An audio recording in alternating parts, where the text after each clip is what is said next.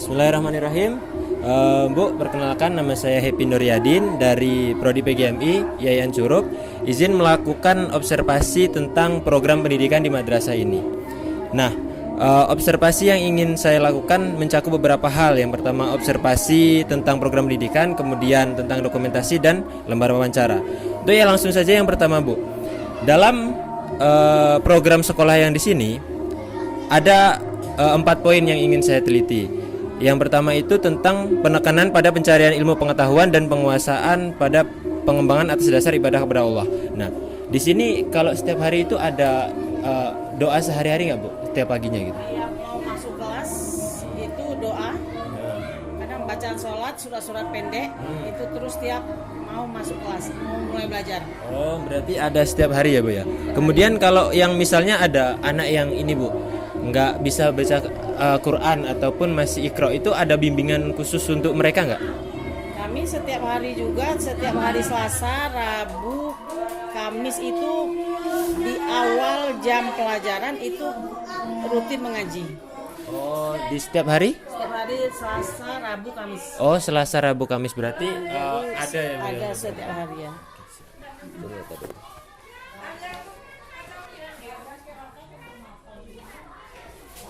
Oke. Kemudian untuk yang kedua tentang penekanan nilai akhlak, Bu. Nah, siswa-siswi di sini ini wajib nggak untuk menutup aurat, kemudian menjaga kebersihan dan menabung gitu? Untuk orang pasti, kami kan di sini semuanya pakai jilbab, pakai celana panjang, baju panjang. Nah, kemudian untuk apa lagi tadi? Menjaga kebersihan. Menjaga kebersihan rutin itu wajib. Piket setiap hari, pokoknya yang piket itu ada piket halaman, piket kantor, piket kelas, pokoknya setiap istirahat dibersihkan lagi. Kemudian sepulang sekolah piket untuk yang besok. Jadi untuk menjaga kebersihan itu hal yang wajib ya, Bu. Kemudian ada nggak program menabung, Bu? Ada. Nggak ada nih. dari kelas 1 sampai kelas 6 ada program menabung, ditabung dengan satu guru. Oh, itu untuk realisasi program menabung itu ada nggak sasarannya, atau setelah menabung ya dikembalikan aja ke siswa gitu? Itu setelah menabung ya dikembalikan untuk kebutuhan siswa. Kalau misalnya memang dia butuh buku, butuh apa ya dipotong dari sana. Oh, berarti uang tersebut sebenarnya juga bisa untuk antisipasi membantu siswa juga ya, Bu ya. Kekurangan buku, kekurangan apa bisa diambil dari tabungan mereka kalau mereka mau. Siap. Oke, berarti ada semua ya, Bu ya. Benar. 1, 2, 3. Nah, untuk poin yang ketiganya, di sekolah ini kalau ngomongkan tentang motivasi belajar, Bu, nah ada nggak sesuatu atau program yang mendukung agar siswa itu termotivasi untuk belajar, yang malas atau seperti apa, itu ada nggak, Bu? Motivasi ya pasti, karena kan anak-anak kita ini ya kadang di rumah kan tahu sendiri orang tuanya kadang kebanyakan petani. Iya. Jadi ya di sekolah yang di ini dia dengan cara diberi hadiah. Diberi hadiah seperti itulah, jadi mereka kan ada kemauan untuk belajar.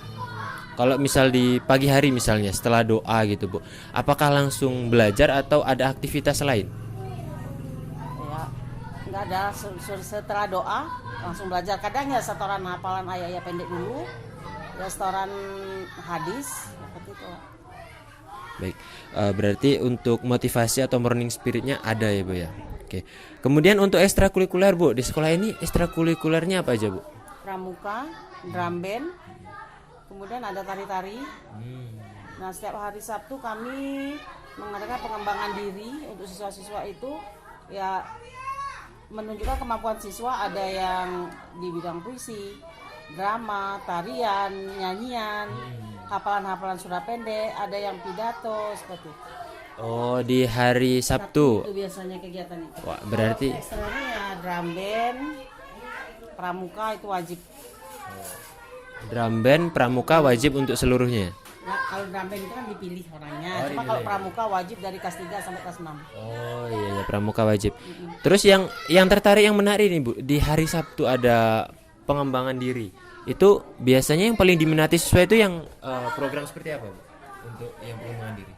Ya macam-macam sih, itu semua ada minatnya karena yang tampil itu per kelas. Oh, yang Misalnya di minggu ini kelas 1, minggu berikutnya kelas 2 sampai kelas 6 seperti itu, bergiliran setiap minggu. Jadi ya tari, nari, baca puisi, itu ada semua, banyak minatnya. Oke. Kalau kita berbicara tentang minat siswa, ada nggak Bu yang siswa itu minta untuk misalnya tentang teknologi atau belajar komputer gitu, ada nggak Bu? Kalau siswa minta sih enggak, cuma kita kan karena memang sekolahnya untuk ANBK itu sudah pakai komputer. ANBK sudah pakai. Ya, ujiannya lewat komputer. Oh, berarti dari segi minat tentang literasi itu oke, kemudian yang teknologinya juga oke Bu ya. Karena kan memang harus lewat itu. Jadi kami kalau misalnya ANBK kan ya memang harus siap laptop, siap HP. Karena kan ujian langsung lewat itu kelas 5 itu yang ini ANBK AKMI itu kemarin udah. Berarti untuk secara ujian pun sebenarnya sekolah ini sudah lewat online aja ya Bu. Oke, berarti tentang morning spirit dan ekstrakurikuler sudah sangat baik ya Bu ya. Alhamdulillah kami juga sering dapat juara di Oh, untuk drum band pernah dapat juara di mana Bu? tahun berapa ya? Kayaknya lagi 2018 apa 2000 berapa itu? Itu perlombaannya di mana Bu? Di kabupaten. Di kabupaten. Kerjaan Lebong berarti. Iya. Keren. Oke, Dapat yang kemarin. wah. Berarti yang ekskul lain Bu, yang pernah ikut juara itu pramuka atau seperti apa? Pramuka ada. Kemudian dulu ceramah ada waktu zaman-zaman udah berapa tahun yang lalu. Ceramah Drum band, pramuka, berarti semuanya prestasi. udah ya. Terlihat banyak sekali piala juga. Alhamdulillah. Oke, Bu. Untuk ekstrakurikuler pramuka. Pramuka, drum band, dan ada sanggar. Kemarin anak kami kan tampil di ada acara ini nih. Yang Baas. aliansi apa itu? Aliansi. Yang kabupaten itu yang di BPP sana. Oh iya. Anak kami kemarin kan tampil untuk tari penyambutan. Oh, langsung dari Miss Gubi 12 Iya. gitu. Keren. Berarti Iya, teman. sanggar tarinya juga sebenarnya sudah terkenal juga. Sudah ya. Pas ada pejabat yang datang ke sini, misalnya ke sekolah kan kami sambut seperti itu. Dari segi prestasi udah keren sekolah ini. Pramuka, drum band, terus sanggar ya Bu ya. Ya. Sanggar dan yang terakhir hari Sabtu ini apa namanya? Kegiatan pengembangan diri itu apa itu? Pengembangan diri ya. Iya, kegiatan pengembangan diri yang di bidang seni tari, baca Al-Quran, pokoknya yang hafalan surat pendek. Oh, di pengembangan diri semuanya ya Bu ya. Termasuk hafalan surat pendek, kemudian membaca Hadis, Al-Quran. ceramah singkat, misalnya pidato. Ada yang kemarin percakapan bahasa Inggris antar siswa gitu. Percakapan bahasa Inggris aja ya. Cuma perkenalan sih, kayak seperti itulah. Oh, Belajar seperti iya, itu. iya, Bahasa iya. Arab juga ada dicoba kemarin seperti itu. Oh, berarti tidak, pengembangan diri itu memang benar-benar luas sih yang ingin diajarkan. Itu yang ngajar di hari Sabtu untuk tentang pengembangan diri itu berapa guru Bu? Ini kan tergantung guru mata pelajarannya apa. Nanti dia mata pelajarannya misalnya fikih yang diajarkan, ini kan disuruh siswa tampilnya ya guru mata pelajarannya. Oh iya. Oh, berarti di hari Sabtu itu bukan cuman satu guru aja, tapi ada beberapa guru yang memang stay untuk ngajar ekstrakurikuler itu. Dia tuh latihannya dari hari Senin sampai hari Jumat. Sabtu tinggal tampilnya aja. Iya, siap. Oke Bu, terima kasih untuk yang ekstrakurikuler ini cukup. Kemudian untuk yang terakhir, nah ini berkaitan tentang praktek ibadah yang ada di sekolah. Nah, ada nggak untuk program sholat atau sholat berjamaah yang ada di sekolah ini? Sholat duha dan sholat zuhur. Oh, sholat duha dan sholat zuhur. Oke, berarti sudah pas untuk setiap hari dilakukan ya? Setiap hari Senin sampai Kamis. Selasa sampai Kamis karena Senin upacara kan? Ya, Selasa sampai Kamis. Selasa sampai Kamis hari. Itu sholat duha dan zuhur. Oh, sholat duha dan zuhur. Kalau di hari Sabtunya Bu? Hari Sabtu pengembangan diri itu dari mulai Oh masuk sampai jam berapa itu pengembangan diri. Kalau hari Jumat kan kita olahraga. Tapi sholat zuhur ya setiap hari kecuali hari Jumat ya Bu ya? Sholat zuhurnya di Selasa, Rabu, Kamis saja. Pas sudah sholat duha aja. Karena hari ini kan kadang agak lebih cepat pulangnya gitu. Oh iya. Kalau hari Jumat lebih cepat pulang ya? Kadang Jumat kan mereka mau sholat Jumat. Untuk sholat duha sama sholat zuhur. Nah, kalau misal seperti Ramadan yang akan datang ini Bu, itu ada nggak program seperti sekolah memfasilitasi siswa untuk zakat atau gimana gitu? Ya dari tahun kemarin kami udah zakat di sekolah. Kemudian kami bagikan ya ke masyarakat atau ke siswa yang memang betul-betul kurang. Terus bagaimana sekolah itu memotivasi siswa dan memberikan pemahaman kepada siswa tentang zakat fitrah Bu? Ya di apa? Anak kita ini di sini sebenarnya kalau untuk infak sedekah itu lumayan. Kami kan setiap hari Jumat mengadakan gerakan sejimpit beras. Setiap hari Jumat. Setiap hari Jumat. Ini bahkan ada yang nggak sejimpit sih bawanya. Ada yang 1 liter gitu bawa. Setiap hari Jumat. Ya, itu tuh lihat. Sekarang kita kan mintanya cuma sejimpit. Cuma banyak juga yang bawanya lebih dari sejimpit. Berarti respon dari program yang seperti itu antusiasnya banyak sekali dari siswa ya. Mungkin dia memikir orang tuanya mungkin ya. Lebih ke untuk kegiatan seperti mendukung. Oh iya. Berarti orang tuanya pun sebenarnya juga mensupport untuk kegiatan yang ada di sekolah ini ya Bu. Infak sedekah. Infak sedekah kami kan ada kotak. Itu tuh Gerakan bisa diisi oleh siswa berapapun. Gerakan sejimpit beras itu nggak selalu beras atau harus beras ini Bu? Beras sih. Karena makanan pokok kan nanti kan kalau sudah banyak kami bagikan ke masyarakat yang memang betul-betul membutuhkan. Terima kasih Bu. Berarti udah keren sekali tentang pelaksanaan ibadah yang ada di sini. Oke, nah ini yang terakhir Bu tentang di observasi.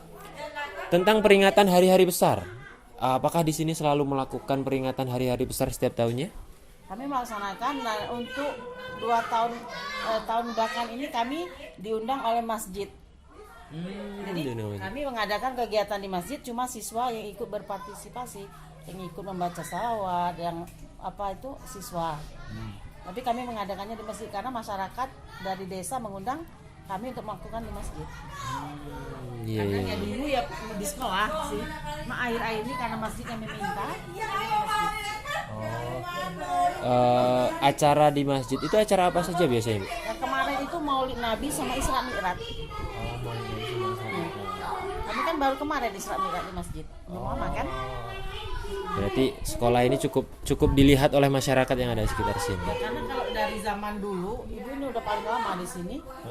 Dari 2003. Oh, 2003. Ya. Berarti sekitar udah 20 tahun nih udah. Tinggal ibu sendiri yang tinggal di sini. Nah, kalau zaman dulu sekolah ini baru beberapa lokal dan sekat antar kelas itu dari papan yang susun siri apa? Papan yang kalau kita lihat dari sebelah masih nampak gitu lah lubangnya gitu. Sekarang sudah lumayan. Alhamdulillah. Untuk berarti tentang perkembangan sekolah pun juga cukup signifikan. Kemudian di program sekolah pun sama masyarakat dilihat ya Bu ya, dilihat dan diapresiasi dengan baik. Karena dulu siswa kebanyakan orang Lubuk Kembang ini zaman dulu sekolahnya kesuka datang. Oh. Jadi yang belok ke sini ini paling 2 orang 3 orang. Yang puluhan itu lurus saja gitu. Tapi sekarang yang lurus mungkin cuma 2 orang. Yang belok banyak. Beda. Ya. Alhamdulillah. Siap. Berarti itu menunjukkan bahwa kepengurusan di sekolah ini juga baik dan sistem kelembagaannya juga cukup baik ya Bu ya. Nah, itu tadi tentang hari besar keagamaan. Kalau hari besar nasional ya Bu, misalnya HUT RI, itu di sekolah ini mengadakan seperti apa acaranya? Kami untuk tahun kemarin kami mengajak masyarakat ikut upacara di sekolah. Oh iya. Masyarakat lah upacara di sekolah. Terus bagaimana respon masyarakatnya Bu? Apakah banyak yang datang? Lumayan banyak. Mereka suka kan karena mungkin belum pernah. Jadi antusias mereka. Antusiasnya cukup banyak ya Bu ya. Terus gimana tentang lomba-lomba atau biasanya kita terkenal dengan makan kerupuk, balap karung itu, apakah itu juga direalisasikan di sekolah ini untuk Iya, yang untuk kemarin itu lomba makan kerupuk, udah tuh yang apa tepung yang dipindah-pindah. Estafet tepung. Ya, estafet tepung Estafet ya. tepung, ya. Kelereng banyak sih kemarin. Ya nggak lupa ya. Tapi tentunya perlombaan-perlombaan itu juga diikuti dengan antusias sama ini ya, We, dengan siswa ya, We. Anak kita kan kalau untuk kegiatan fisik dia suka. Oh, berarti suka sesuatu yang terapan dan suka dengan hal-hal yang praktik ya, We, ya. Oke, sangat sangat bagus sekali untuk program-program yang ada di sekolah ini, Bu. Oke, untuk observasi alhamdulillah sudah selesai, Bu. Bisa kita langsung ke yang wawancara. Untuk wawancara tidak terlalu banyak sebenarnya. Gini, Bu, sebelum wawancara, sebenarnya saya ini meneliti tentang program sekolah yang ada di Curup Utara berlandaskan dengan beberapa kejadian yang telah saya lihat secara langsung melalui sosial media.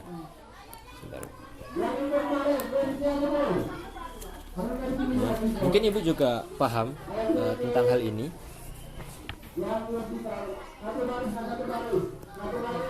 Ini kemarin ya. Ini beberapa kasus yang tentunya sudah terekspos di sosial media dan sebenarnya kasus-kasus ini sangat banyak dan sering terjadi di Curup Utara. Nah, berita-berita yang saya ambil pun juga referensinya tidak lebih dari 2022 dan 2021. Artinya sangat terbaru kan, Bu? Iya. Nah, dalam menanggapi hal ini, apakah sekolah itu punya hal yang merujuk ke situ, Bu, tentang kejadian ini? Tanggapan sekolah tentang hal ini gitu. Nah, kami kalau misalnya ada kejadian-kejadian seperti ini, siswa yang dikumpulkan diberi pengertian bahwa kejahatan-kejahatan yang seperti ini kan bukan hanya terjadi di luar oleh orang luar gitu lah. Pasti keluarga dekatnya kadang itu pemicu terjadinya ya seperti ini ya. Di sini nih masalahnya memang dulu kan pernah seperti itu. Jadi ya kami beri aja pengertian kepada siswa bahwa ya yang harus menjaga diri kita ya kita. Kita nggak bisa mengandalkan misalnya kadang di keluarga orang terdekat aja itulah sumber masalah, kan? Itu karena memang agak apalagi anak perempuan itu memang betul-betul diberi pengertian itu. Oh, iya. Apalagi siswi-siswi ya, We. Udah apalagi yang kelas 5-6 anaknya udah lihat. Udah mulai iya. ABG lah kalau istilahnya gitu. Pakai HP udah pinter tuh TikTokan. Udah itu ya berarti. Oke. Itu untuk sekilas tentang tanggapan sekolah. Nah, kalau kita berbicara tentang hal itu, sebenarnya kurikulum juga berperan kan, Bu? Kurikulum sekolah. Nah, kalau di aspek pertama itu tentang kurikulum. Nah, kurikulum yang digunakan sekolah ini kurikulumnya seperti apa, Bu? Kurikulum 2013 kita baru pakai. Nah, karena yang kurikulum merdeka kan kita baru beberapa MI yang percontohan kan. Masih belum direalisasikan secara menyeluruh ya kan, Bu? Iya, baru beberapa MI aja. Nah, apakah di kurikulum 2013 ini kalau diaplikasikan dengan siswanya itu cocok gitu, Bu? Cocok sih. Ya sebenarnya yang namanya kurikulum ada yang cocok, ada yang tidak sih. Ya sebagian ya cocok karena kan di kurikulum 2013 kan lebih banyak ke siswa sih. Kan gurunya kan cuma sebagai bukan gurunya yang jadi pusat kan siswanya. Oh iya, Kan ini lebih kalau banyak siswa. di 2013 itu student center, Ya, student center. Bukan yang teacher center ya, Bu ya. Teacher center. Jadi Oke. kan lebih banyak berpusat ke siswa-siswa yang mencari informasi. Berarti dalam pengaplikasian kurikulum pun sudah optimal. Dan kadang kan gini, Bu, kalau di sekolah-sekolah yang pernah kami amati, itu sekolah cuman menerapkan administrasi secara 2013. Dalam pengaplikasiannya guru kesulitan. Nah, apakah di sekolah ini terjadi seperti itu atau sebaliknya, Bu? Untuk tingkat kesulitan sih pasti ada karena anak-anak kan itu kan mencari sendiri.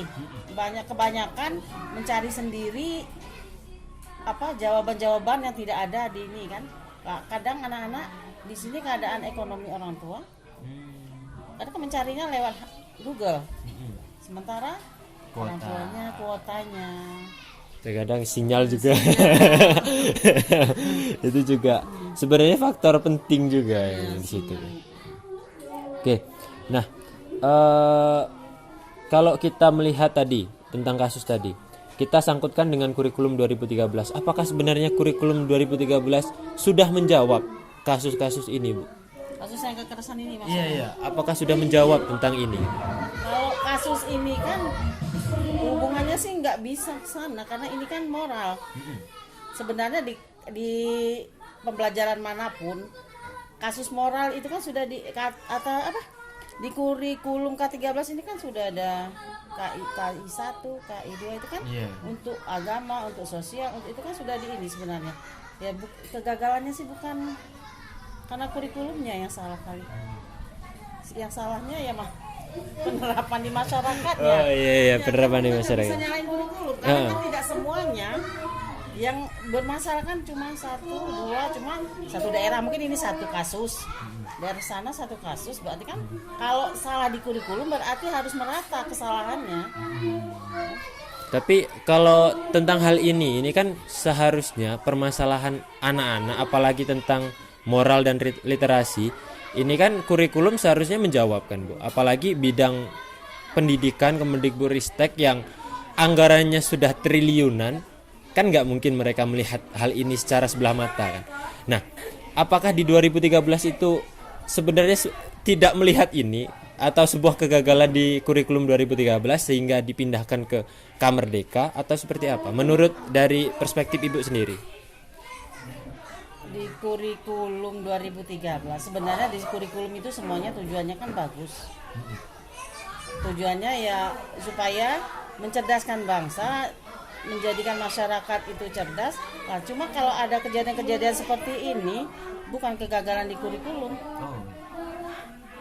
Kegagalan pemahaman masyarakatnya kan kejadian itu kan tidak di sekolah, kejadian yang ini kan. Ini bukan di sekolah kan? Iya, bukan di sekolah. Di masyarakat. Di masyarakat. Berarti ini kan masyarakatnya yang nggak paham. Mungkin siswanya sih paham, masyarakatnya yang nggak paham. Masyarakat, nah ini lebih dominan kepada masyarakatnya yang belum tersentuh literasi tentang hal itu. Karena masyarakat di sini kan ya rata-rata memang masih perlu diliterasi tentang hal-hal yang seperti itu. Oke, itu tentang karakteristik kurikulum. Berarti di sekolah ini kurikulum 2013 sebenarnya sudah diterapkan dengan baik dan sudah efisien atau efektif mengenai kasus-kasus yang terjadi gitu ya. Oke. Kemudian yang selanjutnya, Bu, tentang program sekolah atau karakteristik program sekolah. Tadi sudah disebutkan banyak sekali program selain KBM ya, Bu. Kemudian tujuan dari program-program tersebut, Bu. Nah, apakah ada tujuan khusus mengenai program-program tersebut? Tujuan program-program yang telah disebutkan tadi. Tujuannya ya supaya siswa itu bisa menyalurkan kemampuan yang mereka miliki. Ya kan, mereka mempunyai kemampuan mungkin yang hobi di kesenian, hobi di kegiatan-kegiatan fisik, mempunyai wadah untuk menyalurkan hobinya. Mempunyai wadah untuk menyalurkan minat bakat lah ya, minat bakatnya sudah. Kalau tidak dikasih wadah, ya anak-anak kan yang hobi bergendang kasih ramen kan, selesai. Ya. Kemudian yang puisi, yang hobi puisi. Kalau tidak ada wadah kan mereka tidak tahu bakatnya apa seperti itu. Kalau sudah dikasih wadah, mereka kan berani untuk menyalurkan bakat. Yang penting fasilitasnya terpenuhi ya, Bu ya. Kemudian yang selanjutnya, nah dalam program-program tersebut, apakah terlaksana program tersebut secara rutin dan baik? Terlaksana karena kan ya setiap ada kegiatan kita ikut dan program-program pengembangan ini tiap Sabtu kita laksanakan. Berarti setiap minggu atau setiap periodenya itu berjalan dengan baik ya, Bu ya? Berjalan dengan baik terus. Oke. Nah, kemudian yang ketiga tentang urgensi. Tadi kan tentang karakteristik program sekolah. Bisa kita lihat bahwa memang karakteristiknya sangat baik sekali ya, Bu ya. Tentang program sekolah memenuhi minat bakat siswa gitu kan. Nah, kemudian urgensi atau kepentingan program sekolah tersebut terhadap anaknya. Nah, bagaimana respon siswi, murid-murid di sini mengenai program-program yang telah dilaksanakan sekolah? Nah, mereka sangat antusias, mereka mengikuti semuanya. Kalau ada kegiatan mereka mau ikut gitu. Semuanya ya Bu ya. Yang memang di bidangnya, misalnya di drum band, mereka kalau tidak latihan tuh sibuk nanya, Bu kapan latihan? Malah sibuk nanya tentang kapan latihan gitu. Berarti sudah benar-benar nyaman tentang program tersebut ya Bu. Oke. Kemudian manfaat tadi sudah dijelaskan juga sama Ibu, tujuan dan manfaat tentunya program-program tersebut untuk membina minat dan bakat siswa. Kemudian yang selanjutnya Bu, tentang keefektifan program. Nah, sekolah ini kan punya visi misi Bu. Nah, kira-kira dengan program tersebut visi misi tersebut bisa tercapai atau tidak? Ya bisa. Visi misinya saya aja nggak ngerti. Iya. Tapi tentang ketika kita melihat tentang karakteristik anak, sudah efektif atau belum program yang telah dilaksanakan gitu aja. Efektif sih. Bagaimana Ibu menilai tentang keefektifan itu terhadap anak itu sendiri? Gimana ya? Efektif, berhasil berarti ya? Ya. Ya, dengan prestasi-prestasi yang mereka raih. Oh, dengan prestasi-prestasi. Oke. Berarti tentang itu bisa dibuktikan dengan beberapa piala dan prestasi yang telah mereka raih. Sangat bagus sekali. Oke. Ini pertanyaan terakhir Bu. Sebelum kita menyelesaikan tentang wawancara ini. Nah, dalam dunia society 5.0, artinya kita sudah beranjak dari revolusi industri 4.0, yang artinya teknologi ini udah nggak bisa dibendung lagi Bu. Tentang program sekolah di sekolah ini, apakah ada jawaban untuk generasi selanjutnya Bu? Artinya anak-anak ini udah dipersiapkan atau belum tentang teknologi, pengertian teknologi untuk kedepannya? Yang teknologi sih ya anak-anak kan tanpa kita ajari mereka Udah belajar. udah, karena di lingkungan mereka. Apalagi orang tuanya yang anak-anak sekarang kan orang tuanya ya masih muda-muda gitu. Jadi kan ya otomatis mereka ya mengenal ini lebih mudah paham gitu tanpa kita ajari di sekolah. Cuma kalau untuk kegiatan-kegiatan sekolah, untuk kegiatan ulangan ini kami di kelas 6 aja ujian semester itu pakai Ujian semesternya pakai HP Bu? dimasukkan ke dalam. Oh, berarti Apa itu namanya? lewat link Giform ya Bu ya? Ya, link itu untuk kelas 6 Untuk kelas 6. seluruh mata pelajaran. Tapi bagaimana Bu kalau merespon tentang, maksudnya kita kan tahu banyak konten negatif yang lewat di sosial media. Nah, itu apakah ada pembinaan dari sekolah tentang hal itu atau penjelasan tentang hal itu mengenai bahwa kalau memakai sosial media itu harus seperti ini gitu? Ya dikasih tahu sih yang kira-kira misalnya belum sesuai umur, ya memang bukan untuk kita, ya jangan dilihat. Cuma kita kan nggak bisa ini kan ini 24 jam 24 memantau ya, mereka Bu? pegang sendiri. Iya, Kita nggak bisa, kita cuma bisa memberitahu aja bahwa ya kita lihatnya sesuai dengan kita. Konten-konten dewasa yang nggak usah dilihat, yang nggak sesuai umur gitu. Cuma Iya. anak sih kita nggak, kalau di keluarga kita nggak tahu. Karena memang di sekolah anak-anak nggak boleh bawa HP. Oh, tetap ya, tetap. Kecuali di jam ujian. Oh, kecuali di jam ujian, Ya, tapi waktu ujian kan pakai, kan bawa. oke, baik. Mungkin cukup itu tentang wawancara mengenai program sekolah yang ada di Miss Gupi 12 Lubuk Kembang. Baik Bu, cukup tadi beberapa hal yang ingin kami ketahui tentang program sekolah yang ada di sini. Saya akhiri, Happy Nuryadin. Terima kasih atas wawancaranya. Assalamualaikum warahmatullahi wabarakatuh. Kalau mau berdua sama ibu kepala sekolah udah datang.